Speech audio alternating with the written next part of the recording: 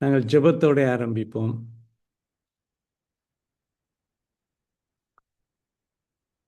எங்கள் மீது அளவற்ற அக்கறையும் அன்பும் கொண்ட பரம தகப்பனே, உங்களுடைய நாமத்தினாலே திரும்பவும் எங்கள் ஒவ்வொருவரையும் கூட்டி சேர்த்ததற்காக நன்றி செலுத்துகிறேன். இன்று நாங்கள் கற்றுக்கொள்ளப் போகிற விடயங்களை ஆவியானவர் வழிநடத்துங்கள் சுவாமி. நாங்கள் இன்னும் உங்களை அறிய, இன்னும் உங்களை கிட்டிச் சேர, உங்களுக்கு பிரியமாய் வாழ எங்களை வழிநடத்துங்கள் சுவாமி. நாங்கள் கற்றுக்கொள்ளுகிறவற்றை மனதிலே ஆழ பதித்து ஆண்டவரே அவற்றை நாங்கள் நல்ல தெளிவு ஏற்படும்படியாக எங்களை வழிநடத்துங்கள்.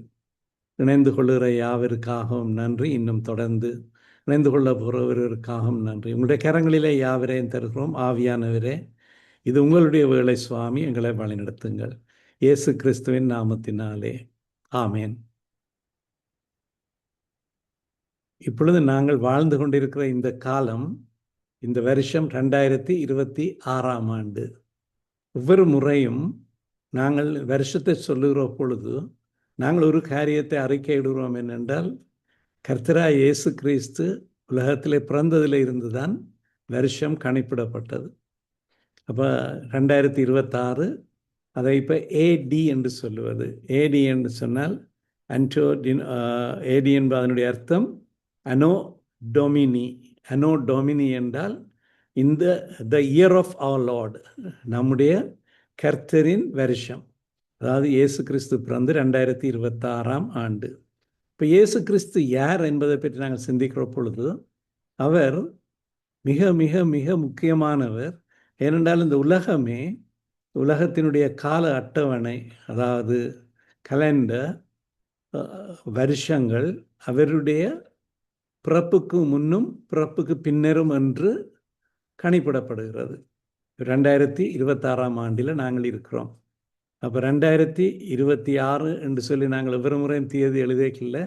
இயேசு கிறிஸ்து இந்த உலகத்தில் அவதரித்தார். தேவனுடைய குமாரன் இந்த உலகத்துக்கு தேவன் அவரை அனுப்பினார். அவர் இந்த உலகத்தில் ஒரு தாயாரிடத்தில் பிறந்தார். அவர் பிறந்ததில் இருந்து தான் காலம் கணிப்பிடப்பட்டிருக்கிறார். ஆனால் அதை இன்று மாற்றி அமைக்கிறதுக்காக இப்போ சிறியொரு மாற்றம் அண்மையில் நீங்கள் அவதானித்திருப்பீர்கள். இப்போ முந்தி AD 2026 AD anno domini, the year of our lord அப்படி சொல்லாமல் இப்போ ஒரு காரியத்தை மாற்றி இருக்கிறார்கள். இப்போ சிஇ என்று சொல்லுகிறார்கள், காமன் ஈரா. காமன் ஈராண்டா ஒரு பொதுவான ஒரு காலம், காமன் ஈரா. அப்போ முந்தி கிறிஸ்துவுக்கு முன்பு சொல்கிறது பிசி என்று முன்பு சொல்வது பிஃபோர் கிரைஸ்ட் அனோ டொமினி, இந்த the year of the lord, கர்த்தருடைய வருஷம் கிறிஸ்துவுக்கு முன்னர் என்று சொல்லப்பட்டது. இப்போ அவர்கள் பிசிஇ என்று மாற்றியிருக்கார். பிஃபோர் த காமன் ஈரா. ஈராண்ட ஒரு காலம், ஒரு பொதுவான காலம், பொதுவான காலத்துக்கு முந்தைய காலம். அந்த பொதுவான காலம் என்பது அவர்கள் அந்த கிறிஸ்து என்பதை வேண்டுமென்றே தவிர்ப்பதற்காக, கர்த்தருடைய வருஷம் என்று தவிர்ப்பதற்காக இப்போ அப்பொழுது மாற்றி இருக்கிறார்கள். ஆனபடியால் நாங்கள் இன்றைக்கு பிசிஇ என்றும் சிஇ என்றும் மாற்றப்பட்டிருக்கிறதை அவதானிக்கலாம். அது பெரிய பகிரங்கப்படுத்தி மாற்றப்படவில்லை, ஒரு தந்திரமாக மாற்றப்பட்டிருக்கிறது. இன்றைக்கு அந்த பிசி கிறிஸ்துவுக்கு முன் அல்லது ஏடி அனோ டொமினி கர்த்தருடைய வருஷம் என்பதை மாற்றிவிட்டார்கள். அப்போ இந்த வருஷமே, இந்த கணிப்பே, அதாவது 2026 ஏடி, நாங்கள் ஏடி என்றதைத்தான் தொடர்ந்து பயன்படுத்துவோம், சிஇ என்றதை அல்ல. இப்போ 2026 ஏடி என்று சொல்லிக்கல, அது ஒவ்வொரு முறை நாங்கள் சொல்லிக்கல இயேசு யார் என்பதை தெரிவிக்குது. அவர் மிக மிக மிக மிக முக்கியமானவர். தேவன் மானிடனாக இந்த உலகத்துக்கு அவதரித்தார். தேவகுமாரன் மனுஷகுமாரனாக வந்தார். அவர் ஒரே நேரத்தில் அவர் தேவகுமாரனும் அதே நேரத்தில் அவர் மனுஷகுமாரனும். நாங்கள் இதை பற்றி சில விடயங்களை இன்னும் தொடர்ந்து நாங்கள் ஆராய்வோம். இப்போ இயேசுவை மேசியா இல்லை என்று சொல்லி மறுதலிக்கிற யூதர்களுக்கு கூட இந்த ஏடி என்பது 2026 ஏடி என்பது அவர்களுக்கு ஒரு நினைப்பூட்டுதலாக இருக்கிறது. இயேசு இந்த உலகத்தில் வந்தார், அவர் மிக முக்கியமானவர். அவர் வெறுமனே பலர் சொல்லுகிறது போல ஒரு ஆசிரியரோ போதகரோ தீர்க்கதரிசியோ அல்ல. அவர் தேவன், மனுஷன், மாம்சத்தில் வந்த தேவன். இப்போ இது பலருக்கு கஷ்டமாக இருக்கலாம், முஸ்லிம்களுக்கு கூட கஷ்டமாக இருக்கலாம். என்றால் முஸ்லிம்களும் இயேசுனுடைய தெய்வீக தன்மையை மறுக்கிறவர்கள். அப்போ மற்றவர்களுக்கு அதனுடைய முக்கியத்துவம் தெரியாவிட்டாலும் நாங்கள் கிறிஸ்தவர்கள், இயேசு கிறிஸ்து எங்களுடைய இரட்சகரும் கர்த்தரும் எங்களுடைய ஆண்டவரும் ஆனபடினால நாங்கள் அதை பற்றி பெருமைப்படுகிற ஒரு விஷயம். இது எங்களுடைய விசுவாசத்துக்கே ஒரு சாட்சியாக இருக்கிறது. இப்போ இயேசு கிறிஸ்து தேவன் என்பதை பற்றி நாங்கள் கடந்த வாரத்தில் பார்த்தோம். நாங்கள் கிறிஸ்தவர்கள், எங்களுக்கு தெரியும் இயேசு கிறிஸ்து தேவன் என்று நாங்கள் அதை விசுவாசிக்கிறோம். அதே வேளையில் நாங்கள் எங்களிடத்தில் கேட்கிறவர்களுக்கும் அதை குறித்து சரியான பதில் சொல்லத்தக்கதாக நாங்கள் அதை பற்றிய ஒரு தெளிவு எங்களுக்கு எப்பொழுதும் இருப்பது அவசியம். இப்போ வேதாகமம் இயேசு தேவன் என்பதை எங்களுக்கு மிகவும் தெளிவாக காண்பிக்கின்றது. வேதாகமம் இயேசு கிறிஸ்து, நாங்கள் போன முறை வேதாகம ஆதாரங்களின் அடிப்படையில் இயேசு தேவன், இயேசு கிறிஸ்து யார், அவர் தேவன் என்பதை நாங்கள் வேதாகம் தான் எங்களுடைய விசுவாசத்திற்கான அஸ்திபாரம், விசுவாசத்திற்கான ஆதாரம். வேதாகமம் தேவனுடைய வார்த்தை, அது அப்பழுக்கற்றது, அது 100% உண்மை, அது சத்தியம். வேத வசனம் சத்தியம், அது தேவனுடைய வார்த்தை, அது தேவனாலே அருளப்பட்டது. தேவனுடைய பரிசுத்த மனுஷர்கள் தேவனுடைய ஆவியினால் ஏவப்பட்டு பேசினார்கள். அப்போ அது தேவனுடைய வார்த்தை என்று எங்களுக்கு தெரியும். வார்த்தையின் அடிப்படையில் எங்களுக்கு வேறு எந்த ஆதாரத்திலும் பார்க்க நம்பகரமான, நாங்கள் ஏற்றுக்கொள்கிற ஆதாரம் பரிசுத்த வேதாகமத்தின் ஆதாரம். இப்போ நாங்கள் சொல்கிறது எல்லாம், நாங்கள் விசுவாசிக்கிறது எல்லாம் பரிசுத்த வேதாகமத்தின் அடிப்படையில் தான் இருக்கிறது. எங்களுக்கு வேறு எந்த ஒரு ஆதாரம், வேறு எந்த ஒரு ஒன்றிலும் இருந்து நாங்கள் எங்களுடைய விசுவாசத்தை எடுக்கவில்லை. ஏனென்றால் எங்களுக்கு தெரியும் ஆண்டவருடைய வார்த்தை தேவனால் அருளப்பட்டது, அது தேவனுடைய வார்த்தை. அப்போ இயேசு கிறிஸ்து தேவன் இல்லை என்று சொன்னார். அப்படி இல்லை என்று சொல்லி இருந்தால் நாங்கள் எங்களோட சபை எல்லாத்தையும் மூடிடலாம். வேணுமென்றால் எங்களுடைய சபை ஒரு சோஷியல் கிளப் மாதிரி, ஒரு ஆட்கள் ஒன்று கூடி அளவளாவுகிற ஒரு சிநேகம் கொள்ளுகிற ஒரு கிளப் மாதிரி தான் இருக்கும் எங்களுடைய சபை. ஆனால் இயேசு கிறிஸ்து தான் சபைக்கு தலைவர், அவர் தான் தேவன். நாங்கள் பாவிக்கிற பழைய மொழிபெயர்ப்பில் பார்த்தால் அங்கே புதிய ஏற்பாட்டுக்கு ஒரு அறிமுகம் கொடுக்கப்பட்டிருக்கிறது.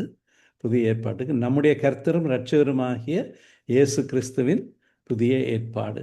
நாங்கள் மத்தேயு எழுதின சுவிசேஷத்தில் நாங்கள் இப்படி ஆரம்பிக்கிறோம். வேதாமத்தில் புதிய ஏற்பாட்டில் இருக்கிற முதலாவது புஸ்தகம் மத்தேயு எழுதின புஸ்தகம், ஆபிரகாமின் குமாரனாகிய தாவீதின் குமாரனாகிய இயேசு கிறிஸ்துவனுடைய வம்ச வரலாறு. மத்தேயு எழுதின சுவிசேஷம் பிரதானமாக யூதர்களுக்காக எழுதப்பட்டது. ஏனென்றால் இயேசு ஒரு யூதனாக வந்தார். ஆபிரகாம், ஈசாக்கு, யாக்கோபு அவர்களுடைய வம்சத்தில், அவர்களுடைய பரம்பரையில் வந்தார். ஆனபடியால் யூதர்களுக்கு அதை தெளிவுபடுத்துறதுக்காக மத்தேயு எழுதுகையில் அவர் யூதர்களுக்கு என்று பிரதானமாக எழுதினார். ஆனபடினால ஆபிரகாமின் குமாரனாகிய தாவீதின் குமாரனாகிய இயேசு கிறிஸ்துவனுடைய வம்ச வரலாறு என்று சொல்லி அவர் ஆரம்பிக்கிறார். இப்போ இயேசு கிறிஸ்து ஒரு யூதனாக பிறந்தார். நாங்கள் இயேசு கிறிஸ்துவனுடைய பிறப்பின் பின்னணியில் இருந்து கூட அவருடைய தெய்வீக தன்மையை நாங்கள் தெளிவாக புரிந்து கொள்ளக்கூடியதாக இருக்கிறது. இயேசுவினுடைய பிறப்பு இப்போ பார்க்குற பொழுது ஒரு கன்னியின் இடத்துல பிறந்தார் என்று சொல்லி நாங்கள் பார்க்கிறோம். அதாவது இயேசு கிறிஸ்து தேவனுடைய குமாரன், அவருடைய தெய்வீக தன்மை அது அவருடைய கன்னி பிறப்பின் மூலமாக எங்களுக்கு நிரூபிக்கப்படுகிறது. அங்கே மரியாளிடத்தில் காபிரியேல் தூதன் வந்து அவள் கர்ப்பவதியாவாள் என்று சொல்லி அவளோட பேசுகிறார். நாங்கள் லூக்கா எழுதின சுவிசேஷத்தில் 1ஆம் அதிகாரத்தில் நாங்கள் பார்த்தால் அங்கே இந்த சந்திப்பை பற்றி பார்க்கிறோம். அங்கே காபிரியேல் தூதன் மரியாளிடத்தில் வந்து மரியாளோடு அவள் கர்ப்பவதியாகி ஒரு குமாரனை பெறுவாள் என்கிற அந்த செய்தியை தெரிவிக்கிறத நாங்கள் வாசிக்கிறோம். லூக்கா எழுதின சுவிசேஷம் 1ஆம் அதிகாரத்தில் நாங்கள் 34ஆம் வசனத்தை வாசித்தால் அங்கே நாங்கள் பார்க்கிறோம். சாரி, அதுக்கு முதல் நாங்கள் பார்த்தால் மரியாள் இடத்துல தேவதூதன் வருகிறார். 26ஆம் வசனத்திலிருந்து 6ஆம் மாதத்தில் காபிரியேல் என்னும் தூதன் கலிலேயாவிலுள்ள நாசரேத் என்னும் ஊரில் தாவீதின் வம்சத்தானாகிய யோசேப்பின் நாமுள்ள புருஷனுக்கு நியமிக்கப்பட்டிருந்த ஒரு கன்னிகையின் இடத்துக்கு தேவனாலே அனுப்பப்பட்டால் அந்த கன்னிகையின் பேர் மரியாள் என்று சொல்லியிருக்கு. அங்கே மரியாள் இடத்துல அவன் சொன்ன வார்த்தை, தேவதூதன் மரியாளிடத்தில் சொல்லுகிறார் 30ஆம் வசனத்திலிருந்து, நீ தேவனிடத்தில் கிருபை பெற்றாய், இதோ நீ கர்ப்பவதியாகி ஒரு குமாரனை பெறுவாய், அவருக்கு இயேசு என்று பெயரிடுவாயாக. இப்போ மரியாள் ஒரு கேள்வி கேட்கிறாள் 34ஆம் வசனத்தில். மரியாள் தேவதூதனை நோக்கி, இது எப்படியாகும், புருஷனை அறியேனே. இப்போ தேவதூதன் அவளுக்கு சொன்ன பதில், பரிசுத்த ஆவி உன்மேல் வரும், உன்னதமானவருடைய பலம் உன்மேல் நிழலிடும், ஆதலால் உன்னிடத்தில் பிறக்கும் பரிசுத்தம் உள்ளது தேவனுடைய குமாரன் என்னப்படும். 35ஆம் வசனத்தில்.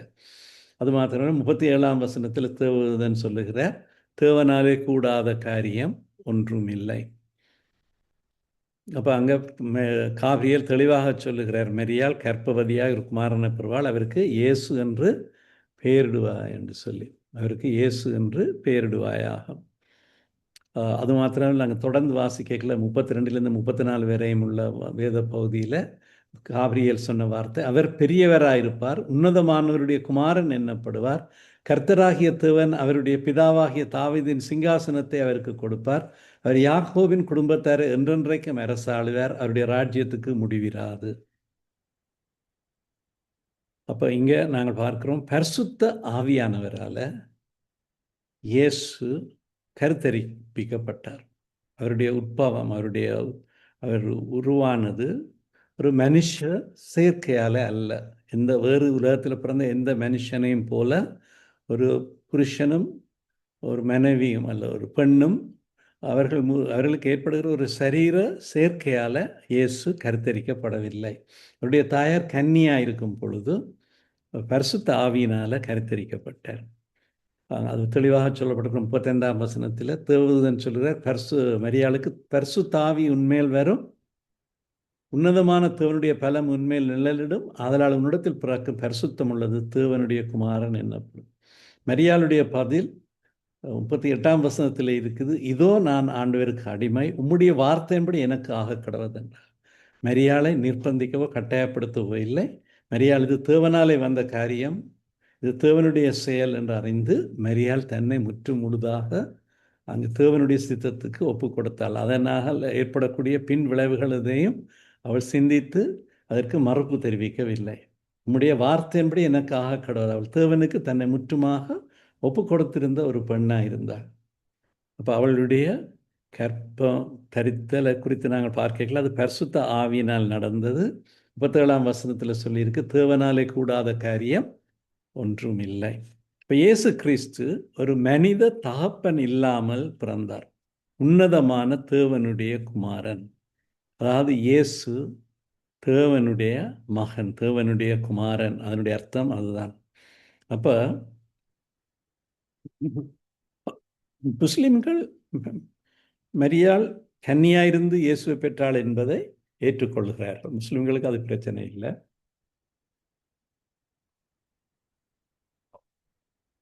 ஆனால் முஸ்லிம்கள் தேவனுடைய, அதாவது இயேசுனுடைய தேவத்துவத்தை மறுதளிக்கிறார்கள். அவரை ஒரு தீர்க்கதரிசி என்று தான் சொல்கிறார்கள். ஈசா நபி என்ற ஒரு தீர்க்கதரிசி, முகமது நபி. முகமது கடவுள் அல்ல, முகமது ஒரு தீர்க்கதரிசி தான், அப்படித்தான் அவர்கள் சொல்கிறார்கள். ஆனால் எங்களுக்கு தெரியும், இப்போ நாங்கள் வாசித்த இந்த வேத வசனங்களில் இருந்து இயேசு தேவனுடைய குமாரன் என்பது மிகவும் வெளிப்படையாக இருக்கிறது. அப்போ அவர் தேவனுடைய குமாரன் என்றால் அவர் தேவனுக்கு சமமானவர். அப்போ இயேசு தேவனுக்கு சமமாய் தன்னை கருதினார் என்றபடினால தான் இயேசுவை சிலுவையில் அறைந்தார்கள். நாங்கள் உதாரணமாக நாங்கள் பார்த்த லூக்கா 22ஆம் அதிகாரத்தில் 70-71 வசனங்களை நாங்கள் பார்த்தால், லூக்கா 22ல் 70-71 வசனங்களை நாங்கள் பார்த்தால் அங்கே இயேசு சொல்கிறார் இந்த வார்த்தை. இயேசு சொன்ன இந்த வார்த்தை, அவர்கள் ஒரு கேள்வி கேட்கிறார், நீ கிறிஸ்துவா, அதை எங்களுக்கு சொல். அதற்கு நான் 67ஆம் வசனத்தை வாசிக்கிறேன். அதற்கு அவர், நான் உங்களுக்கு சொன்னாலும் நம்ப மாட்டீர்கள், நான் உங்களிடத்தில் வினாவினாலும் எனக்கு மாறுத்தரம் சொல்ல மாட்டீர்கள், என்னை விடுதலை பண்ணவும் மாட்டீர்கள். இந்தபடி இயேசு சொல்றார், இது முதல் மனுஷகுமாரன் சர்வ வல்லமை உள்ள தேவனுடைய வலது பார்சத்தில் வீற்றிருப்பார் என்றார். அதற்கு அவர்கள் எல்லாரும், அப்படியானால் நீ தேவனுடைய குமாரனா என்று கேட்டார்கள். அதற்கு அவர், நீங்கள் சொல்லுகிறபடியே நான் அவர்தான் என்றார். அப்பொழுது அவர்கள், இனி வேறு சாட்சி நமக்கு வேண்டுவது என்ன? நாமோ இவனுடைய வாயினாலே கேட்டோமே என்றார்கள்.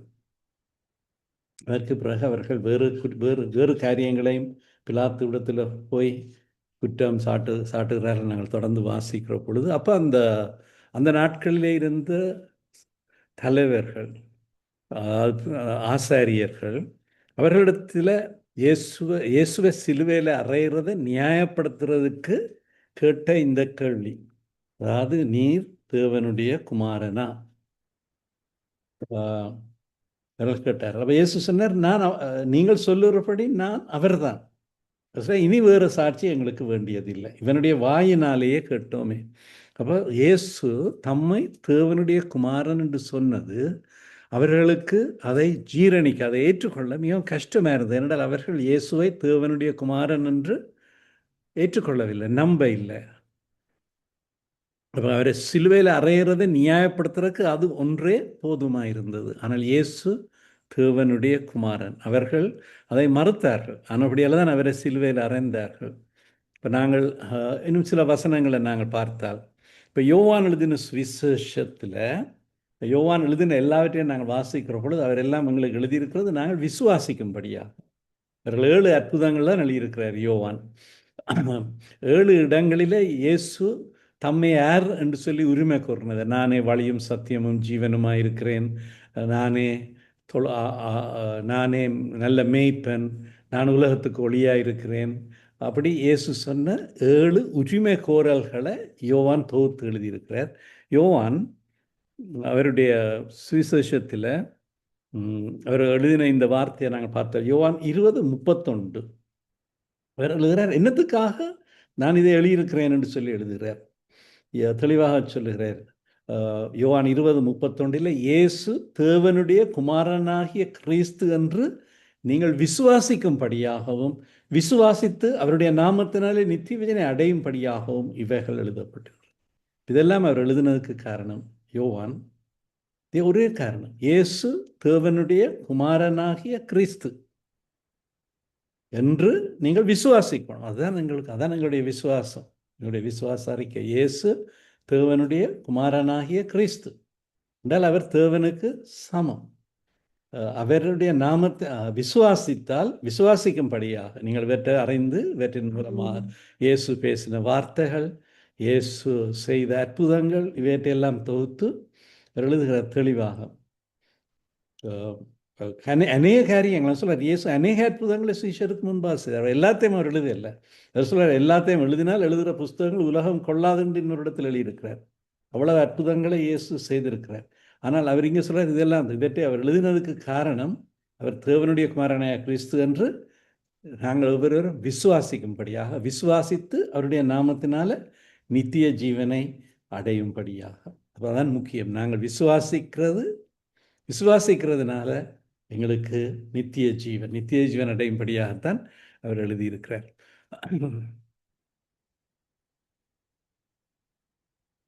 அப்போ இயேசு தேவனுடைய குமாரன் என்று சொன்னது, அல்லது இயேசு தேவனுக்கு சமமாக இருப்பது என்று சொன்னது யூதர்களுக்கு அது ஒரு தேவ தூஷணம் சொல்லுவதாக இருந்தது என்று காண்கிறோம். நாங்கள் யோவான் 10:33 வாசித்தால், யோவான் 10:33 32 பார்த்தால் அங்கே அவர்கள் இயேசுவை கல்லறியும்படி கல்லை எடுத்துக்கொண்டார்கள் என்று சொல்லி, கல்லுகளை எடுத்துக்கொண்டார்கள் என்று 10:31 வாசிக்கிறோம். 32 இயேசு அவர்களை நோக்கி, நான் என் பிதாவினாலே அநேக நற்கிரியைகளை உங்களுக்கு காண்பித்தேன், அவைகளில் எந்த கிரியை நிமித்தம் என்மேல் கல்லறுகிறீர்கள்? இயேசு ஒரு கேள்வி கேட்கிறார். நான் அநேக நற்கிரியைகளை என் பிதாவினாலே உங்களுக்கு காண்பித்தேன், அவைகளில் எந்த கிரியை நிமித்தம் என்மேல் கல்லெறிகிறீர்கள்? யூதர்கள் அவருக்கு பிரதியுத்தரமாக, நற்கிரியை நிமித்தம் நாங்கள் உன்மேல் கல்லெறிகிறதில்லை. நீ மனுஷனாயிருக்க உன்னை தேவன் என்று சொல்லி இவ்விதமாய் தேவ தூஷணம் சொல்லுகிறபடியால் உன்மேல் கல்லெறிகிறோம் என்றார்கள். அவர் மனுஷன், அவர்களுடைய பார்வையில் இயேசு மனுஷன். அவர்கள் இயேசுவை தேவன் என்று, தேவனுடைய குமாரன் என்று ஏற்றுக்கொள்ள இல்லை. நீ மனுஷனாயிருக்க உன்னை தேவன் என்று சொல்லி, இப்போ மனுஷன் ஒருவர் தன்னை தேவன் என்று சொன்னால் அது தேவ தூஷணம், அது பிளாஸ்பீமி என்று சொல்கிறது ஆங்கிலத்தில், தேவ தூஷணம். அதற்காகத்தான் உண்மையில் நீ செய்த நற்கிரியைகளால் செய்ய இல்லை என்று. அப்போ 36ஆம் வசனத்தில் இயேசு திரும்பவும் சொல்லுகிறார், பிதாவினால் பரிசுத்தமாக்கப்பட்டும் உலகத்தில் அனுப்பப்பட்டும் இருக்கிற நான் என்னை தேவனுடைய குமாரன் என்று சொன்னதினாலே தேவ தூஷணம் சொன்னாய் என்று நீங்கள் சொல்லலாமா? என் பிதாவின் கிரியைகளை நான் செய்யாதிருந்தால் நீங்கள் என்னை விசுவாசிக்க வேண்டியதில்லை. செய்தேனே ஆனால் நீங்கள் என்னை விசுவாசியாதிருந்தாலும் பிதா என்னிலும் நான் அவர்களும் இருக்கிறது நீங்கள் அறிந்து விசுவாசிக்கும்படி அந்த கிரியைகளை விசுவாசியுங்கள் என்று இயேசுனர். இந்த கிரியைகளை நீங்கள் விசுவாசியுங்களே. நான் பிதாவின் கிரியைகளை நான் செய்யாதிருந்தால் நீங்கள் என்னை விசுவாசிக்க வேண்டியதில்லை. நான் செய்தபடியினால நீங்கள் என்னை விசுவாசியாதிருந்தாலும் நீங்கள் ஒரு காரியத்தை நீங்கள் விசுவாசிக்கணும், பிதா என்னிலும் நான் அவர்களும் இருக்கிறதை நீங்கள் அறிந்து விசுவாசி. இது யூதர்களுக்கு கஷ்டமாக இருந்தது. ஆனால் இதன் நிமித்தம் அவர்கள் மறுபடியும் அவரை பிடிக்க தேடினார்கள். அவரோ அவர்கள் கைக்கு தப்பி யோர்தானுக்கு அக்கறையிலே முன்னே யோவான் ஞானஸ்நானம் கொடுத்து கொண்டிருந்த இடத்துக்கு திரும்ப போய் அங்கே தங்கினார். அப்போ நீங்கள் இயேசு தேவனுடைய குமாரன் என்று சொன்னது அவர்களுக்கு மிகவும் கஷ்டமாக போயிட்டு, அவர்களுக்கு இயேசுவை தேவன் என்று ஏற்றுக்கொள்வது கஷ்டமாக போயிட்டு. யூதர்களுக்கு இயேசுவை தேவன் என்று ஏற்றுக்கொள்வது கஷ்டம், இயேசுதான் மேசியா என்று ஏற்றுக்கொள்வது கஷ்டம். இப்போ தேவன் தான் வெளிப்படுத்த வேணும் இயேசு யார் என்பதை அவர்களுக்கு ஆவியானவர். அவர்களுக்கு அதை விளங்கிக் கொள்ள முடியவில்லை. இப்போ நாங்கள் இன்னும் ஒரு இடத்துல பார்த்தாலும், நாங்கள் யோவான் 5:18 பார்த்தோம். யூதர்களுக்கு இயேசுவை தேவன் என்று சொல்லி தேவனுடைய குமாரன் சொல்ல இவ்வளவு கஷ்டமாக இருந்தது என்பதை நாங்கள் பல இடங்களில் பார்க்கிறோம். இன்னொரு இடத்தை பார்த்தால் யோவான் 5:18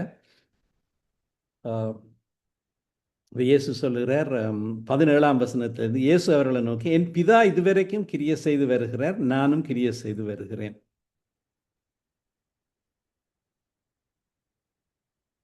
18ஆம் வசனத்தில் அவர் ஓய்வு நாள் கட்டளையை மீறினதும் இல்லாமல் தேவனை தம்முடைய சொந்த பிதா என்றும் சொல்லி தம்மை தேவனுக்கு சமமாக்கினபடியினாலே யூதர்கள் அவரை கொலை செய்யும்படி அதிகமாய் தேடினார்கள். அப்பொழுது இயேசு அவர்களை நோக்கி, மெய்யாகவே மெய்யாகவே நான் உங்களுக்கு சொல்லுகிறேன், பிதாவானவர் செய்ய குமாரன் காண்கிறது எதுவோ அதே அன்றி வேறொன்றையும் தாமாய் செய்ய மாட்டார். அவர் எவைகளை செய்கிறாரோ அவைகளை குமாரனும் அந்தபடியே செய்கிறார். பிதாவானவர் குமாரனிடத்தில் அன்பாயிருந்து தான் செய்கிறவைகள் எல்லாம் அவருக்கு காண்பிக்கிறார். நீங்கள் ஆச்சரியப்படத்தக்கதாக இவளை பார்க்கிலும் பெரிதான கிரியைகளையும் அவனுக்கு காண்பிப்பார். பிதாவானவர் மரித்தோரை எழுப்பி உயிர்ப்பிக்கிறது போல குமாரனும் தமக்கு சித்தமானவர்களை உயிர்ப்பிக்கிறார். அன்றையும் பிதாவை கனம் பண்ணுகிறது போல எல்லாரும் குமாரனையும் கனம் படிக்கு பிதாவானவர் தாமே ஒருவருக்கு நியாய தீர்ப்பு செய்யாமல் நியாய தீர்ப்பு செய்யும் அதிகாரம் முழுவதையும் குமாரனுக்கு ஒப்புக் கொடுத்திருக்கிறார். குமாரனை கனம் பண்ணாதவன் அவரை அனுப்பின பிதாவையும் கனம் பண்ணாதவனாக இருக்கிறான். என் வசனத்தை கேட்டு என்னை அனுப்பினவரை விசுவாசிக்கிறவனுக்கு நித்திய ஜீவன் உண்டு. அவன் ஆக்கின தீர்ப்புக்கு உட்படாமல் மரணத்தை விட்டு நீங்கி ஜீவனுக்கு உட்பட்டிருக்கிறான் என்று மெய்யாக உங்களுக்கு சொல்லுகிறேன். மரித்தோர் தேவகுமாரனுடைய சத்தத்தை கேட்கும் காலம் வரும், அது இப்பொழுதே வந்திருக்கிறது. அதை கேட்கிறவர் பிழைப்பார்கள் என்று மெய்யாகவே உங்களுக்கு சொல்லுகிறேன். ஏனெனில் அவர் அப்படி தொடர்ந்து பேசிக்கொண்டு போகிறார். நாங்கள் வாசிப்போம். ஏனெனில் பிதாவானவர் தம்மில் தாமே ஜீவனுடையவராக இருக்கிறது போல குமாரனும் தம்மில் தாமே ஜீவனுடையவராக இருக்கும்படி அருள் செய்திருக்கிறார். அவர் மனுஷகுமாரனாக இருக்கிறபடியால் நியாயத்தீர்ப்பு செய்யும்படி அதிகாரத்தையும் அவருக்கு கொடுத்திருக்கிறார். இதை குறித்து நீங்கள் ஆச்சரியப்பட வேண்டாம். ஏனென்றால் பிரேத குழிகள் உள்ள அனைவரும் அவருடைய சத்தத்தை கேட்கும் காலம் வரும். அப்பொழுது நன்மை செய்தவர்கள் ஜீவன் அடையும்படி எழுந்திருக்கிறவர்களாகவும் தீமை செய்தவர்கள் ஆக்கினை எழுந்திருக்கிறவர்களாகவும் புறப்படுவார்கள். அப்போ இயேசு இப்படியே தொடர்ந்து பேசிக்கொண்டு போகிறத நாங்கள் வாசிக்கிறோம். நீண்ட பகுதி. அதை எல்லாவற்றையும் நான் வாசிக்கவில்லை. அப்போ இயேசு தேவன் என்பதை இயேசு தாமே தெளிவாக சொன்ன பல வேத பகுதிகளை நாங்கள் யோவான் எழுதின சுவிசேஷத்தில் கூடுதலாக மற்ற சுவிசேஷங்களிலும் காண்கிறோம். இப்போ இயேசு தேவன் என்பதை இயேசு தாமே தெளிவாக சொன்ன வேத பகுதிகள் சிலவற்றை நாங்கள் வாசித்தோம். இயேசு தேவன் என்பது இயேசு தாமே தம்முடைய வாயினால் அதை கேட்டார். ஆனால் நாங்கள் எப்பொழுதும் வேதத்தில் ஒரு விஷயத்தை நாங்கள் கவனிக்க வேணும். நாங்கள் தேவன் என்று சொல்லுகிற வேளையில், அதாவது காட் என்று சொல்லுகிற வேளையில், அது கூடுதலாக அது பிதாவை குறிக்கிறதா இருக்கிறது. இயேசுவை பற்றி சொல்ல கர்த்தர் என்று சொல்லப்பட்டிருக்கிறது. கர்த்தராகிய இயேசு கிறிஸ்துவனுடைய இப்போ நாங்கள் வாசித்தோம் மத்திய எழுதின சுவிசேஷ ஆரம்பத்தில் நம்முடைய இரட்சகரும் கர்த்தருமாயிருக்கிற இயேசு கிறிஸ்துவின் புதிய ஏற்பாடு. நம்முடைய அப்போ இயேசு கிறிஸ்துவை பற்றி சொல்லிக்கல கர்த்தர், லார்ட், LORD, லார்ட் என்று சொல்லி பாவிக்கப்படுகிறது. பிதாவாகிய தேவனை பற்றி சொல்லிக்கல காட், தேவன் என்று சொல்லி பாவிக்கப்படுகிறது. என்றால் நாங்கள் திருத்துவத்தை பற்றி நாங்கள் இன்னொரு வேளையில் நாங்கள் சிந்திக்கலாம். திருத்துவத்தில் நாங்கள் பார்த்தால் அங்கே தேவன் ஒரு தேவன், நான் மிகவும் சுருக்கமாக சொன்னால் ஒரு தேவன் தான் இருக்கிறார், 3 தேவர்கள் அல்ல. ஆனால் அந்த தேவன் 3 தெளிவான ஆள் தத்துவங்கள் இருக்குது. பிதாவாகிய தேவன் தனித்துவமானவர், அவர் பிதா ஆகிய தேவன். அடுத்தது கர்த்தராகிய இயேசு கிறிஸ்து. அடுத்தது பரிசுத்த ஆவியானவர். இந்த 3ம் திரித்துவமாக திரியேக தேவனாக இருக்கிறார்கள். இப்போ இயேசு பிதா அல்ல, பிதா இயேசு அல்ல. அங்கே ஒரு டிஸ்டிங்ஷன் இருக்கு, ஒரு வித்தியாசம் இருக்கு. பிதா குமாரன், இயேசு குமாரன். அவரை நாங்கள் கர்த்தரா இயேசு என்று சொல்கிறோம். ஆனால் அவர் தேவன், பிதாவாகிய தேவன், அவரும் தேவன். அதே போல பரிசுத்த ஆவியானவர் தேவன். 3 ஒன்றாக இருக்கிறார்கள். ஒரே தேவன், 3 விதமான ஆள் தத்துவங்கள். நாங்கள் அதை குறித்து இப்போ நான் அதிகமாக பார்க்கவில்லை, இதோடு நிறுத்தி கொள்ளுவோம். அப்போ நாங்கள் தெளிவாக நாங்கள் பார்க்க வேணும் என்னென்றால், வேதாகமத்தில் நாங்கள் பார்த்தால் கூடுதலாக நாங்கள் புதிய ஏற்பாட்டில் இருக்கிற வேதவசனங்களை பார்த்து கொண்டிருக்கிறோம். பார்த்தால் அங்கே எல்லா இடத்துலையும் கர்த்தர் என்று சொல்லு இயேசுவுக்கு சொல்லப்பட்டிருக்கு. பிதாவாகிய தேவனுக்கு தேவன் என்று சொல்லப்பட்டிருக்கு. இப்போ நாங்கள் வாசித்த வேத பகுதிகளையும் அதை நீங்கள் அவதானித்திருப்பீர்கள். இப்போ நாங்கள் உதாரணமாக நாங்கள் வாசித்தால் இப்போ சில வசனங்களை நாங்கள் பார்க்கலாம் விரைவாக. மத்தேயு எழுதின சுவிசேஷத்தில் நாங்கள் 13ஆம் அதிகாரத்தில் இந்த உவமைகளை பற்றி சொல்லியிருக்கு. 11ஆம் அதிகாரத்தில்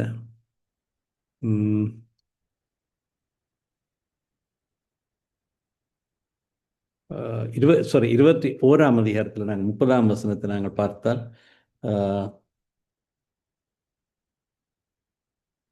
இதில் சொல்லப்பட்ட சில வசனங்கள், நான் இந்த இன்னொரு ரெஃபரன்ஸை பார்ப்போம். லூக்கா 2:11 நாங்கள் பார்த்தால் அங்கே இன்று தாவீதின் ஊரில் கர்த்தராகிய இயேசு என்னும் இரட்சகர் உங்களுக்கு பிறந்திருக்கிறார் என்று சொல்லி அங்கே தேவ தூதர்கள் இயேசுவின் பிறப்பை அறிவிக்கிறார்கள். இன்று கர்த்தராகிய கிறிஸ்து என்னும் இரட்சகர் உங்களுக்கு தாவீதின் ஊரில் பிறந்திருக்கிறார். நாங்கள் லூக்கா 1:43 பார்த்தால் அங்கே சொல்லியிருக்கு என் ஆண்டவருடைய தாயார் என்று தமிழில் சொல்லியிருக்கு. அதுவும் the mother of my lord என்று சொல்லி, அது எலிசபேத்து மரியாளை சந்தித்த பொழுது அங்கே எலிசபேத்தை மரியாள் வாழ்த்தின பொழுது எலிசபெத்தினுடைய வயிற்றில் இருந்த பிள்ளை துள்ளிற்று என்று சொல்லியிருக்கு. அப்போ எலிசபெத்து பரிசுத்த ஆவியினால் நிரப்பப்பட்டு என் ஆண்டவருடைய தாயார் என்று சொல்லி அங்கே சொல்கிறாள். அங்கே ஆவியில் நிறைந்து உரத்த சத்தமாய் மரியாள் பேசின வார்த்தைகள் இருக்குது பல. அதை நீங்கள் வாசித்து பார்க்கலாம். ஒரு தீர்க்க தரிசனம் போல் அது மிகவும் அர்த்தமுள்ள ஒரு வேத பகுதி. எலிசபெத்தின் மரியாளை வாழ்த்தி பேசின வார்த்தைகள். அதில் 43ஆம் வசனத்தில் தமிழில் என் ஆண்டவருடைய தாயார் என்னிடத்தில் வந்தது எனக்கு எதனாலே கிடைத்தது என்று சொல்லி, அதாவது எலிசபெத்து மரியாளிடத்தில் பேசினது. மரியாள் எலிசபெத்தை சந்திக்க போகிறாள். அப்போ எலிசபெத் கர்ப்பவதியாக 5 மாதம் கர்ப்பவதியாக இருக்கிறாள். அந்த வேளையில் 6ஆம் மாதம் கர்ப்பவதியாக இருக்கையில் அவளுடைய எலிசபெத்தினுடைய மைத்துனி தான் மரியாளை சந்திக்க எலிசபெத் வீட்டுக்கு போகிறாள் எலிசபெத்திடத்தில். அப்போ அந்த நேரத்தில் எலிசபெத் சத்தமாய் பரிசுத்தான் நிரப்பப்பட்டு சத்தமாய் பேசின இந்த வார்த்தை அவளா சொல்கிறாள், ஒரு தீர்க்க தரிசனம். என் ஆண்டவருடைய தாயார். இப்போ எலிசபெத்துக்கு இந்த வெளிப்படுத்தல் கிடைத்தது. என்னிடத்தில் வந்தது எனக்கு எதனாலே கிடைத்தது என்று சொல்லி அங்கே அவள் சொன்னால். அப்புறம் அதுக்கு பிறகு மெரியாள் ஆவியில் நிறைந்து பேசின வார்த்தைகளை நாங்கள் பார்க்கிறோம். அப்போ அங்கே என் ஆண்டவருடைய தாயார், the mother of my lord என்று சொல்லியிருக்கு. அதே போல் நாங்கள் பார்த்தால் மத்தேயு 3:3 அங்கே கர்த்தருக்கு வழியை ஆயத்தப்படுத்துங்கள் என்று வனாந்திரத்தில் கூப்பிடுவனுடைய சத்தம் என்று சொல்லி யோவான் ஸ்நானகனை குறித்து சொல்லப்பட்ட தீர்க்க தரிசனம். இப்போ இது ஏசாயாவில் சொல்லப்பட்ட தீர்க்க தரிசனம். ஏசாயா 40ஆம் அதிகாரம் நினைக்கிறேன். அப்போ அங்கே கர்த்தருக்கு வழியை ஆயத்தப்படுத்துங்கள். அப்போ இயேசு கிறிஸ்துக்கு முன்னோடியாக வந்தவர் யோவான் ஸ்நானகன். இப்போ யோவான் ஸ்நானகன் பற்றி சொல்லப்பட்டிருக்கிறது. இவர்தான் அந்த சத்தம், ஏசாயா தீர்க்கதரிசனால் சொல்லப்பட்டவன் இவனே என்று சொல்லி அங்கே யோவான் ஸ்நானகனை அறிமுகப்படுத்தியிருக்கு. யோவான் ஸ்நானகன் வந்து மனம் திரும்புங்கள், பரலோக ராஜ்யம் சமீபித்திருக்கிறது என்று பிரசங்கம் பண்ணினார் என்று சொல்லி சொல்லப்பட்டிருக்கிறது. அப்போ அவருக்கு அங்கே பார்த்தா கர்த்தருக்கு வழி. அப்போ இயேசு கிறிஸ்துவை பற்றி எப்பொழுதும் சொல்லிக்கல நாங்கள் வேதாமத்தில் பார்க்கிற வார்த்தைகள் கர்த்தர் என்று சொல்லி. நாங்கள் 1 கொரிந்தியர் 8ஆம் அதிகாரம் 6ஆம் வசனத்தில் வாசித்தால் நாங்கள் நிரூபங்களையும் காண்றதுக்கான உதாரணம் ஒன்று நாங்கள் பார்ப்போம். 1 கொரிந்தியர் 8ஆம் அதிகாரம் 6ஆம் வசனத்தில் அங்கே சொல்லியிருக்கு, பிதாவாகிய ஒரே தேவன் நமக்குண்டு, அவராலே சகலமும் உண்டாயிருக்கிறது, அவருக்கென்று நாமும் உண்டாயிருக்கிறோம், இயேசு கிறிஸ்து என்னும் ஒரே கர்த்தரும் நமக்குண்டு, அவர் மூலமாய் சகலம் உண்டாயிருக்கிறது, அவர் மூலமாய் நாமும் உண்டாயிருக்கிறோம். இப்போ இந்த வசனத்தை நாங்கள் பார்க்கல அங்கே இயேசு கிறிஸ்துவ கர்த்தர் என்று சொல்லியிருக்கு, பிதாவே தேவன் என்று சொல்லியிருக்கு. பிதாவாகிய ஒரே தேவன் நமக்கு உண்டு, அவராலே சகலம் உண்டாயிற்று. அப்போ அங்கே சிருஷ்டிப்பில் பிதா இருந்தார் என்று காண்கிறோம், அவராலே சகலம். ஆனால் அதே போல் அவருக்கென்று நாம் உண்டாயிருக்கிறோம், இயேசு கிறிஸ்துவின் ஒரே கர்த்தர் உண்டு, அவர் மூலமாய் சகலம் உண்டாயிருக்கிறது, அவர் மூலமாய் நாம் உண்டாயிருக்கிறோம். அப்போ நாங்கள் இதில் காண்கிறோம் அங்கே இயேசு கிறிஸ்து பிதா குமாரன் சமமாக இருக்கிறார்கள், சிருஷ்டிப்பில் அவர்கள் ஒன்றாயிருந்தார்கள் என்றும் நாங்கள் காண்கிறோம். 1 கொரிந்தியர் 12:3 இன்னும் ஒரு விடயம் சொல்லப்பட்டிருக்கிறது. நாங்கள் இயேசு கிறிஸ்துவை பற்றி அங்கே மிகவும் தெளிவாக சொல்லப்பட்டிருக்கிறது. 1 கொரிந்தியர் 12:3 ஆதலால் தேவனுடைய ஆவியினாலே பேசுகிற எவனும் இயேசுவை சபிக்கப்பட்டவன் என்று சொல்ல மாட்டான் என்றும், பரிசுத்த ஆவியினாலே அன்று இயேசுவை கர்த்தர் என்று ஒருவரும் சொல்லக்கூடாது என்றும் உங்களுக்கு தெரிவிக்கிறேன். இப்போ நாங்கள் இயேசுவை கர்த்தர் என்று சொல்வது, நாங்கள் தேவனுடைய ஆவியினாலே தான் அதை சொல்ல முடியும். பரிசுத்த ஆவியினாலே அன்றி இயேசுவை கர்த்தர் என்று ஒருவனும் சொல்லக்கூடாது. இயேசுவை கர்த்தர் என்று யாரும் சொல்ல முடியாது, தேவனுடைய ஆவி அல்லாமல், தேவனுடைய ஆவியினால அல்லாமல். இயேசுவை சபிக்கப்பட்டவன் என்று சொல்ல முடியாது. இயேசுவை பற்றி அந்த ஒரு சாபமாக எதையும் யாரும் சொல்ல முடியாது. பரிசுத்த ஆவியினால இல்லாட்டில் தான் அப்படி சொல்ல முடியும். பரிசுத்த ஆவியினால இயேசுவை பற்றி தேவனுடைய ஆவியினால பேசுகிறவன் இயேசு சபிக்கப்பட்டவன் என்று சொல்ல மாட்டான். பரிசுத்த ஆவியினால என்று இயேசுவை கர்த்தர் என்று ஒருவரும் சொல்லக்கூடாது என்று உங்களுக்கு தெரிவிக்கிறேன் என்று சொல்லி அங்கே 12:3 தெளிவாக எழுதியிருக்கிறார். இப்போ இயேசு தேவன், இயேசு தேவன் என்று எங்களுக்கு தெரிகிறதுக்கு பல விடயங்கள் உண்டு. ஒன்று வந்து மிக பிரதானமானது, முதன்மையானது அவருடைய மரணம், அடக்கம், உயிர்த்தெழுதல். அவருடைய உயிர்த்தெழுதல், இயேசு கிறிஸ்து உயிர்த்தெழுந்தார். எங்களுடைய கிறிஸ்தவ விசுவாசம் முழுவதும் இயேசு கிறிஸ்துவனுடைய உயிர்த்தெழுதலில் தான் தாங்கி இருக்கிறது. அதை நாங்கள் சொல்கிற ஒரு பிவோட்டல் ட்ருத் உண்டு, ஒரு அச்சாணியான ஒரு உண்மை. அதாவது அதில் தான் எல்லாம் தங்கி இருக்கிறது. நாங்கள் 1 கொரிந்தியர் 15 நாங்கள் வாசித்தால் பவுல் மிக தெளிவாக எழுதுகிறார். 1 கொரிந்தியர் 15:14 கிறிஸ்து எழுந்திருக்கவில்லை என்றால் எங்கள் பிரசங்கமும் விருதா, உங்கள் விசுவாசமும் விருதா. மரித்தோர் உயிர்த்தெழாவிட்டால் தேவன் எழுப்பாத கிறிஸ்துவை அவர் எழுப்பினார் என்று நாங்கள் தேவனை குறித்து சாட்சி சொன்னதினாலே தேவனுக்காக பொய்ச்சாட்சி சொல்லுகிறவர்களாகவும் காணப்படுவோம். மரித்தோர் உயிர்த்தெழாவிட்டால் கிறிஸ்துவும் எழுந்திருக்கவில்லை. கிறிஸ்து எழுந்திராவிட்டால் உங்கள் விசுவாசம் வீணாயிருக்கு, நீங்கள் இன்னும் உங்கள் பாவங்களில் இருப்பீர்கள். அப்போ 1 கொரிந்தியர் 15 நாங்கள் 13 17 வரை நான் வாசித்தேன். அப்போ கிறிஸ்து தேவன் என்பதற்கு ஒரே மிக முக்கியமான ஒரு ஆதாரம் அவருடைய சிலுவை மரணம். அவர் மரித்தார் சிலுவையில், தெளிவாக இருக்கு. அவர் மரித்தார். அங்கே அவருடைய அங்கே சிலுவையில் அறைந்தவர்கள் உயிர் போக நீண்ட நேரம் செல்லுகிறபடினால அவர்களுடைய கால் எலும்புகளை முறிப்பார்கள். அவர் மரித்து விட்டார்கள் உறுதிப்படுத்துகிறார்கள். அது பிரதான சிலுவையில் இருந்து அவர்களை இறக்குவார்கள். அங்கே அந்த கல்வர்களுடைய கால் எலும்பை முறித்தார்கள். இயேசுவனுடைய கால் எலும்பை முறிக்க வந்த பொழுது அவர் ஏற்கனவே மரித்து விட்டார், ஜீவனை விட்டு விட்டார் என்று கண்டார்கள். அவனுடைய எலும்பை முறிக்க இல்லை. அது கூட ஒரு தீர்க்க தரிசனம். 34ஆம் சங்கீதத்தில் இருக்கிற ஒரு அவனுடைய எலும்புகளில் ஒன்றும் முறிக்கப்படுவதில்லை என்று சொல்லப்பட்ட தீர்க்க தரிசனம் அங்கே சொல்லப்பட்டிருக்கு. அப்படி சொல்லப்பட்டபடி இது நடந்தது என்று சொல்லி தெளிவாக நாங்கள் வாசிக்கிறோம்.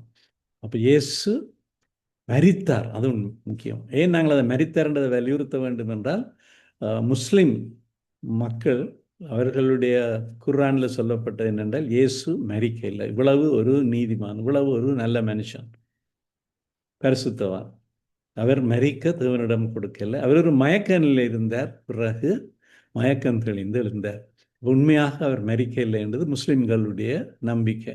நான் ஒரு முறை ஒரு முஸ்லீம் ஒருவரோட பஸ்ஸில் பயணம் செய்யல, மட்டக்களப்பிலேருந்து அக்கரைப்பத்துக்கு போகிற பஸ்ஸில் நான் கல்முனைக்கு போய்க்கிறேன். அவரோட இயேசுவை பற்றி கதை கேட்கல. அவர் இந்த காரியத்தை சொன்னார். எனக்கு ஆச்சரியமாக இருந்தது.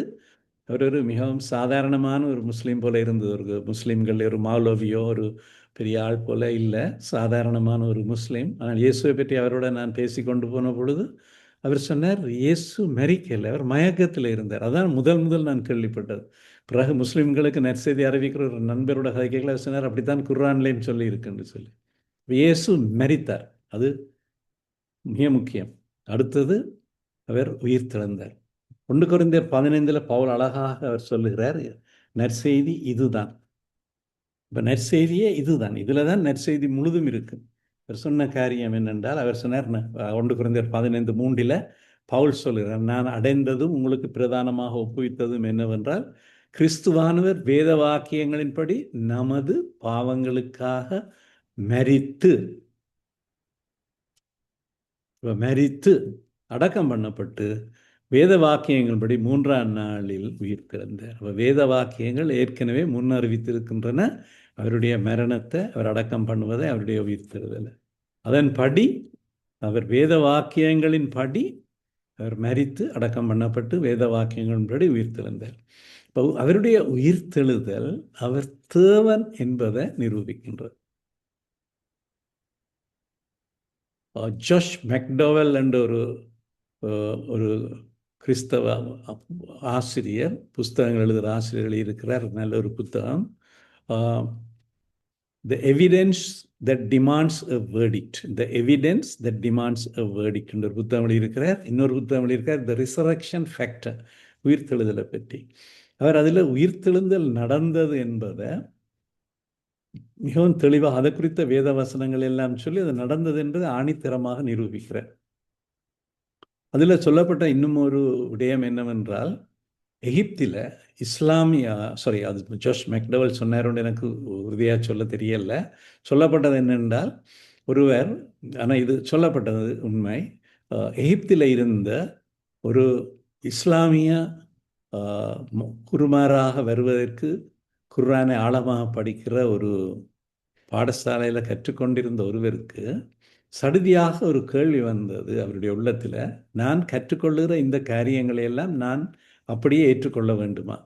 இவை உண்மைதானா? உலகத்தில் பல மதங்கள் இருக்கின்றன, பல மார்க்கங்கள் இருக்கின்றன, அவை என்னத்தை போதிக்கின்றன? ஏன் ஏற்றுக்கொள்ளக்கூடாது? ஏன் எனக்கு சொல்லப்படுறது தான் ஏற்றுக்கொள்ளணும்? அவர் ஒரு ஆய்வு செய்ய தொடங்கினார். உலகத்தில் உள்ள எல்லா மதங்களையும் பற்றி அவர் ஆராய்ச்சி செய்தார். இப்படி ஆராய்ச்சி செய்யல அவர் ஒரு காரியத்தை கண்டுபிடித்தார். கிறிஸ்தவ மார்க்கம் இயேசு கிறிஸ்துவனுடைய மரணம், அடக்கம், உயிர்த்தெழுதலில் தான் தங்கி இருக்கு. இப்போ இயேசு கிறிஸ்துவனுடைய உயிர்த்தெழுதல் நடைபெற இல்லை என்றால் கிறிஸ்தவம் பொய். அவர் ஆய்வு செய்து அவர் இயேசு கிறிஸ்து மெய்யாக உயிர்த்தெழுந்தார் என்று சொல்லி வேதாகமத்திலும் வேதாகமத்துக்கு புறம்பான பல விதமான சரித்திர ஆசிரியர்கள், ஜோசேஃபஸ் போன்ற சரித்திர ஆசிரியர்களுடைய எழுத்துக்களையும் பார்த்து இயேசு கிறிஸ்து உயிர்த்தெழுந்தார் என்று அவருக்கு நிரூபணமாயிற்று. அதுக்கு பிறகு அவர் இயேசு கிறிஸ்து ஏற்றுக்கொண்டார். அந்த சாட்சியை நான் முன்பு வாசித்திருக்கிறேன். அப்போ இயேசு கிறிஸ்து தேவன் என்பதற்கு ஆதாரம் அவருடைய உயிர்த்தெழுதல். அவரே சொன்னார், சீஷர்களுக்கு ஒரு முறை சொன்னார், இந்த தேவாலயத்தை இடித்து போடுங்கள், நான் 3 நாளைக்குள்ள இதை கட்டி போடுவேன். இப்போ சீஷர்கள் யோசித்தார்கள், இந்த தேவாலயத்தை கட்ட 46 வருஷம் சென்றது, எப்படி இவர் அதை இடித்து போட்டால் 3 நாளில் கட்டி எழுப்புவார். அதனால் உயிர்த்தெழுந்ததுக்கு பிறகு நினைவு கூர்ந்தார்கள். அவர் சொன்னது தன்னுடைய சரீரமாகிய தேவாலயத்தை குறித்து, அங்கே இருந்த யூதர்களுடைய தேவாலயம் அல்ல, தன்னுடைய சரீரமான தேவாலயத்தை குறித்து. இப்போ இயேசு கிறிஸ்து உயிர்த்தெழுந்தது அவருடைய தெய்வீக, அவர் தேவன் என்பதற்கு ஆதாரம். அதிலும் பார்க்க மேலான ஆதாரம் இல்லை. ஆனால் இன்னும் பல ஆதாரங்கள் வேதாகமத்தில் இருக்கின்றன. அவர் காற்றை அதட்டினார், காற்று அமைதலாயிற்று. நாங்கள் மத்தேயு 8 26 27 வாசிக்கிறோம். இயேசு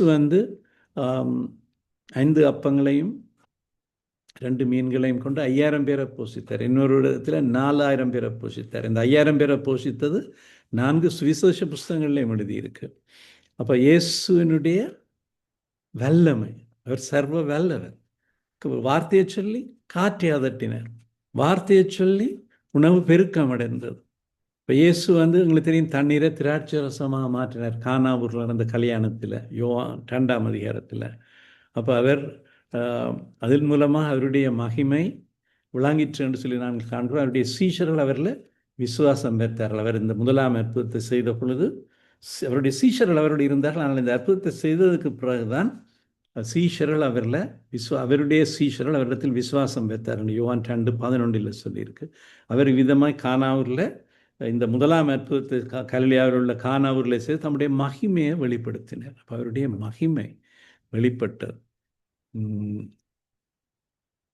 அப்போ இயேசு கிறிஸ்து சொன்ன சில வார்த்தைகள் யோவான் 8:58 வாசிக்கிறோம். அவர் சொன்னார், ஆபிரகாமுக்கு முன்னே நான் இருந்தேன் என்று சொல்றார். வெளிப்படுத்தல் 22:13 வாசிக்கிறோம், நானே அல்ஃபாவும் ஒமேகாவும், அதாவது தொடக்கம் முடியும்.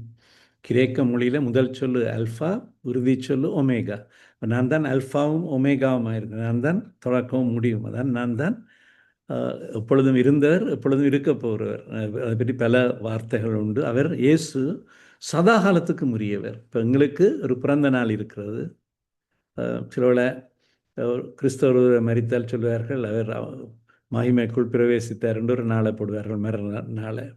ஆனால் அவருக்கு தொடக்கமும் இல்லை, முடிவும் இல்லை. அந்த உலகத்திலே ஒரு குறிப்பிட்ட நாளில் உலகத்தில் பரிசுத்த ஆவியானவரால் அவர் கருத்தரித்து உலகத்தில் பிறந்தார், ஒரு குறிப்பிட்ட நாளில் ஒரு குறிப்பிட்ட இடத்துல.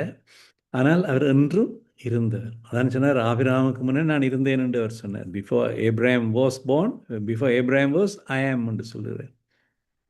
அவர் தேவனுக்கு சமம். அங்கே பிதாவாகிய தேவன் யூதர்களுக்கு வெளிப்பட்டார். அங்கே வாசிக்கிறோம், இருக்கிறவராக இருக்கிறவர். ஐ ஆம் தட் ஐ ஆம். இயேசுனார், ஐ ஆம், நான் எப்பொழுதும் இருக்கிறேன், ஆபிரகாமுக்கு முன்னமே நான் இருக்கிறேன்.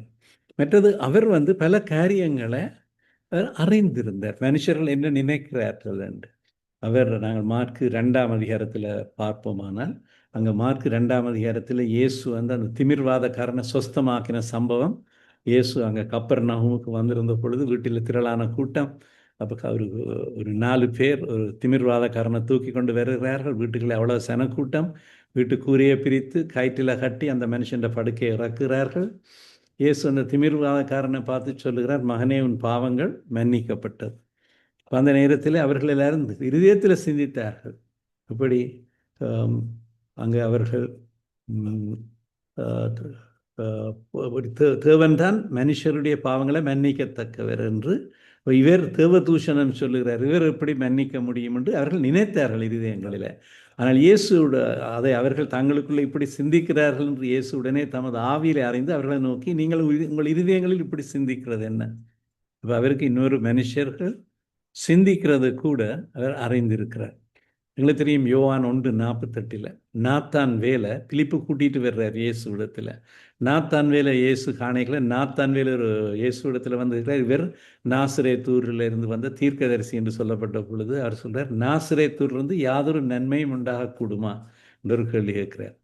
ஏன்னா நாசரேத்து அவ்வளவு ஒரு பின்தங்கிய இடம், அங்கிருந்து ஏதாவது நன்மையான காரியம் நடக்குமாண்டு நாத்தான் வேலுக்கு இயேசு பிலிப்பு அறிமுகம் செய்ய வந்த பொழுது அவரை ஏற்றுக்கொள்ள முடியாமல். ஆனால் இயேசு ஒரு பதில் சொல்லுகிறார்.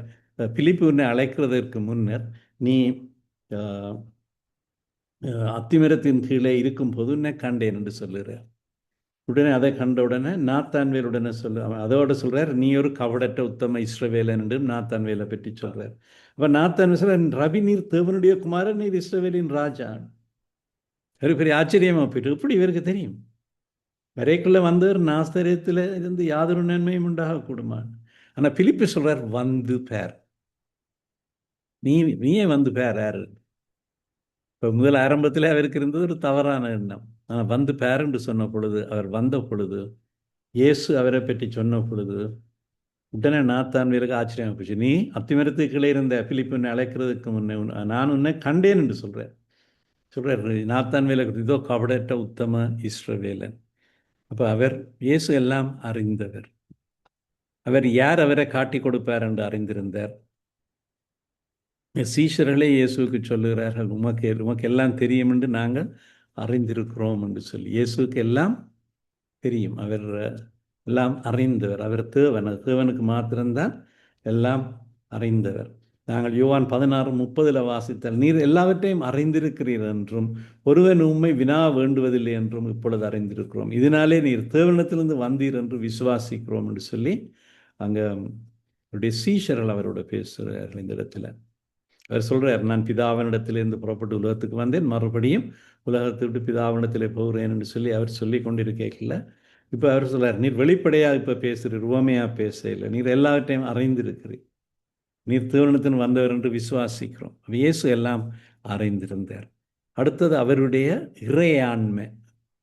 இறையாண்மை என்றால் தேவனால் மாத்திரம் செய்யக்கூடிய காரியங்கள். அதாவது அவ்வளவு உன்னதமான வல்லமை. பாவங்களை மன்னிக்கத்தக்கவர் இயேசு ஒருவர் மாத்திரம். அங்கே மார்க் 2 இயேசு தேவன் ஒருவர் தான் பாவங்களை மன்னிக்கத்தக்கவர். ஆனால் இயேசு அந்த திமிர்வாதக்காரனுக்கு முதல் சொன்னது, மகனே உன் பாவங்கள் உனக்கு மன்னிக்கப்பட்டது. அப்போதான் இவர்கள் இதயத்தில் இப்படி சிந்தித்தார்கள், எப்படி இவர் மன்னிக்கலாம், இந்த தேவதூஷணம் சொல்கிறார். அப்போ இயேசு ஒரு கேள்வி கேட்கிறார், எது எளிது? உன்னுடைய பாவங்கள் மன்னிக்கப்பட்டது என்று சொல்வது எளிதோ, உன் படுக்கை எடுத்துக்கொண்டு எழுந்து நடந்து போன்று சொல்வது எது எளிது என்று சொல்லிவிட்டு அந்த மனுஷனை பார்த்து சொல்கிறார், மகனே உன் படுக்கை எடுத்துக்கொண்டு நடந்து போண்டு. அவன் சுமந்து வந்த படுக்கையை இப்போ எடுத்துக்கொண்டு எழுந்து நடந்து போனான். எல்லாரும் ஆச்சரியப்பட்டார். இயேசு செய்த அற்புதங்கள், அநேக அற்புதங்கள் இருக்குது. அவர் செய்த அற்புதங்கள் அவருடைய இறையாண்மையை, அவருடைய வல்லமையை எங்களுக்கு தெரியப்படுத்துகின்றன. பழைய ஏற்பாட்டில் நாங்கள் பார்த்தால் அங்கே எல்லா இடமும் தீர்க்க சொல்லுகிறார், கர்த்தர் உரைக்கிறார், கர்த்தர் இப்படி சொல்லுகிறார். ஆங்கிலத்தில் தஸ் சேர் த லார்ட் என்று சொல்லி கிங் ஜேம்ஸ் வெர்ஷன் மொழிபெயர்ப்பில் சொல்லப்படுது, இப்படி கர்த்தர் சொல்லுகிறார். ஆனால் இயேசு எப்படி சொல்கிறார் சொல்லுங்க பார்ப்போம். இயேசு சொல்கிறார், நான் உங்களுக்கு சொல்லுகிறேன். உதாரணமாக மேல பிரசங்கத்தில் நீங்கள் பார்த்தீங்கன்னா மத்தேயு 5ஆம் அதிகாரத்தில் இயேசு பல விஷயங்களை அவர்களுக்கு சொல்லுகிறார். சொல்லி அவர் சில அதிகாரத்தோடு கேட்கிறார். உனக்கு அடுத்தவனை சிநேகித்து சத்ருவை பகைப்பாயாக என்று சொல்லப்படுவதை கேள்விப்பட்டிருக்கிறார். ஆனால் நான் உங்களுக்கு சொல்லுகிறேன், அதிகாரத்தோட நான் சொல்கிறேன். உங்களுக்கு இப்படிதான் சொல்லியிருக்கு, ஆனால் நான் சொல்கிறேன்.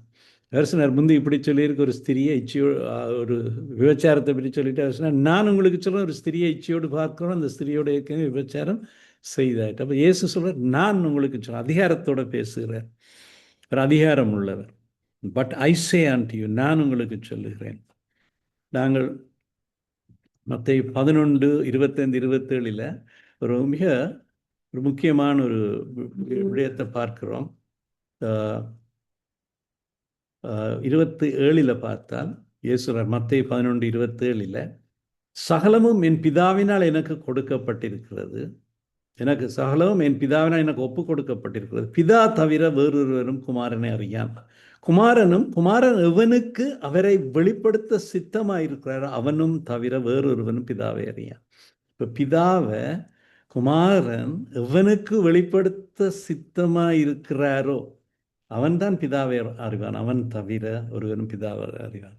இப்போ இந்த வசனத்தை பார்க்கல நாங்கள் உண்மையாக கொடுத்து வைத்தவர். எங்களுக்கு கிடைத்திருக்கிற ஒரு சிறப்பு என்னென்றால், இயேசுவானவர் குமாரன் பிதாவை எங்களுக்கு வெளிப்படுத்தி இருக்கிறார் எங்களுடைய உள்ளத்தில்.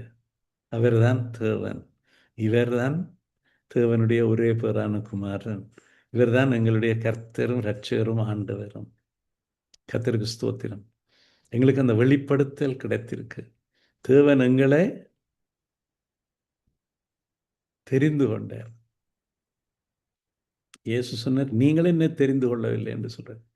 நான் உங்களை தெரிந்து கொண்டேன் என்று சொல்றார். கர்த்தருக்கு ஸ்தோத்திரம். நாங்கள் அவரால் தெரிந்து கொள்ளப்பட்டவர்கள். யோவான் 15ஆம் அதிகாரத்தில் நாங்கள் பார்த்தால் அங்கே இயேசு திராட்சை செடி கொடி, நான் மெய்யான திராட்சை செடி, என் பிதா திராட்சை தோட்டக்காரர், நீங்கள் கொடிகள் என்றெல்லாம் அவர் சொல்லைகளில் அவர் ஒரு இடத்துல சொல்ற 16ஆம் வசனத்தில், நீங்கள் என்ன தெரிந்து கொள்ளவில்லை, நான் உங்களை தெரிந்து கொண்டேன்.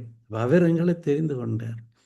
அது மாத்திரமல்ல, நாங்கள் பிதாவினுடைய அவருடைய இயேசுனுடைய நாமத்தினால் பிதாவை கேட்டுக்கொள்வது எதுவோ அதை அவர் எங்களுக்கு கொடுக்கத்தக்கதாக, அதே வேளையில் நாங்கள் போய் கனி கொடுக்கும் படிக்கும், உங்கள் கனி நிலைத்திருக்கும் படிக்கும் நான் உங்களை ஏற்படுத்தினேன்.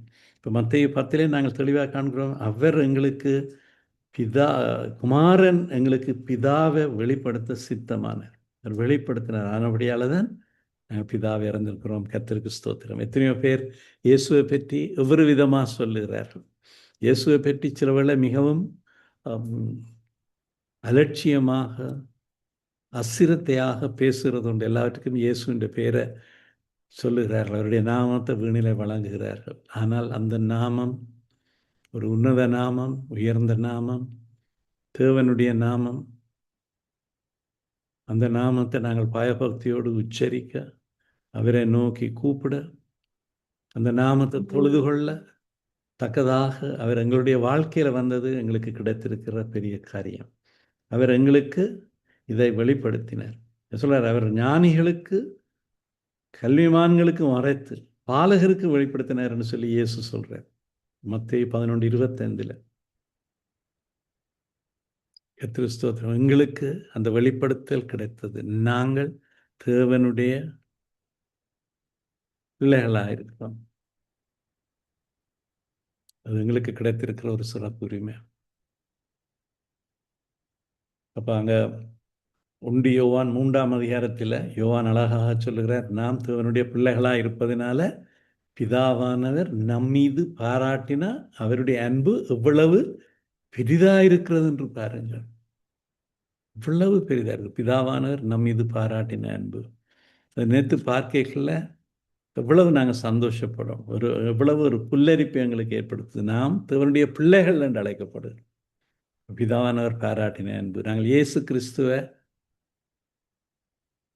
தேவன் என்று அறிந்திருக்கிறோம். அவர் கர்த்தர், அவர் ஆண்டவர், பிதாவிடத்திலிருந்து வந்தவர், பிதாவிடத்தில் வலது பார்சத்தில் இப்பொழுது வீற்றிருக்கிறார். அது மாத்திரமல்ல, பிதாவுடைய வலது பார்சத்திலிருந்து எங்களுக்காக இப்பவும் வேண்டுதல் செய்து கொண்டிருக்கிறார். அளவுளவு இன்னும் பெரிய காரியம். பிதாவினிடத்தில் இயேசு கேட்கிற வேண்டுதலுக்கு பிதா நிச்சயமாய் பதில் கொடுப்பார். எபிரேயர் 7:25 சொல்லியிருக்கு, தமது மூலமாய் தேவனிடத்தில் சேர்றவர்களுக்காக வேண்டுதல் செய்யும்படிக்கு அவர் எப்பொழுதும் உயிரோடு இருக்கிறவராகியால் அவர்களை முற்றுமுடிய ரட்சிக்க வல்லவருமாய் இருக்கிறார். இப்போ அவர் மூலமாய் நாங்கள் தேவனிடத்தில் சேர்கிறோம், அந்த சலாக்கியத்தை அடைந்திருக்கிறோம், சேர்ந்திருக்கிறோம். அவர் எங்களுக்காக வேண்டுதல் செய்கிறார், எங்களை முற்றுமுடிய ரட்சிக்க வல்லவராக இருக்கிறார். நாங்கள் இவ்வளவு சந்தோஷப்படணும். இயேசுவை தேவன் என்று நாங்கள் அறிந்திருக்கிறோம். இயேசு தேவன், இயேசு தேவனுக்கு சமமானவர். கர்த்தருக்கு ஸ்தோத்திரம். நாங்கள் தொடர்ந்து பேசிக்கொண்டே போகலாம். இன்றைக்கு இந்த தொடரை நாங்கள் முடிவுக்கு இப்பொழுது கொண்டு வருவோம். இயேசு தேவன் என்பது எங்களுக்கு பிதாவினால் வெளிப்படுத்தப்பட்டிருக்கு. இயேசு ஆண்டவர் என்பதை, அவர் கர்த்தர் என்பதை. நான் இத்தோட இந்த வேலையை முடிவுக்கு கொண்டு வருகிறேன். நாங்கள் ஜெபிப்போம். கர்த்தாவே, நாங்கள் நன்றி செலுத்தி துதிக்கிறோம். இயேசுவை நாங்கள் தேவன் என்று அறிந்திருக்கிறதுக்காக, அவர் பிதாவுக்கு சமமானவர் என்பதை அறிந்திருக்கிறதுக்காக, அவரை நாங்கள் உலக இரட்சகர் என்று அறிந்திருக்கிறதுக்காக, அவருடைய உயிர்த்தெழுதல், அவருடைய சர்வ வல்லம், அவருடைய நித்தியத்துக்குரியவர், அவர் எல்லாம் அறிந்தவர், அவருடைய இறையாண்மை, அவர் என்றென்றைக்கும் உள்ள சதாகாலத்துக்கும் உரிய தேவன், தேவனுடைய குமாரன் எங்களுக்காக இந்த உலகத்திற்கு வந்தார். எங்களுக்காக சிலுவையிலே பாடுகள் பட்டு, இவ்வளோ அவமானப்பட்டு, சரீரத்தில் இவ்வளோ பாடுகள் பட்டு, ரத்தம் சிந்தி தம்முடைய ஜீவனையே ஒப்பு கொடுத்தார் எங்களுக்காக. அவர் தாமாக சிலுவைக்கு போனார். ஒரு சூழ்நிலையால், தவிர்க்க முடியாத ஒரு நிலைமையால் அவர் சிலுவையில் அறையப்படவில்லை. அவர் அதற்காகவே இந்த உலகத்துக்கு வந்தவர். பாவிகளை ரட்சிக்க கிறிஸ்து இயேசு உலகத்தில் வந்தார். நன்றி சுவாமி. எங்களுக்காக கொடுக்கப்பட்டார்.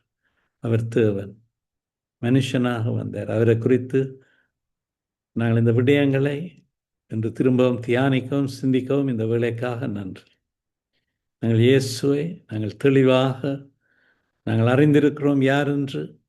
ஆனாலும் நாங்கள் வேதாகம ஆதாரத்தின் அடிப்படையில் அவரை சரியாக புரிந்து கொள்ளவும், நாங்கள் மற்றவர்களுக்கும் அவரை எடுத்துச் சொல்லவும் எங்களுக்கு கிருபை தாருங்கள். இன்னும் நாங்கள் இயேசுவோடு நெருங்கி உறவாட, அவரோடு நெருக்கமான ஐக்கியம் கொள்ள, இன்னும் அவரை கட்டி சேரவும் அறியவும் ஆவியானவரை எங்களை வழி நடத்துங்கள் சுவாமி. இந்த செய்தியை கேட்டுக்கொண்டிருக்கிற ஒவ்வொருவரோடும் உங்களுடைய கிருபை கூட இருக்கட்டும். இயேசு கிறிஸ்துவின் நாமத்தினாலே ஜெபிக்கிறோம் தகப்பனே. ஆமென்.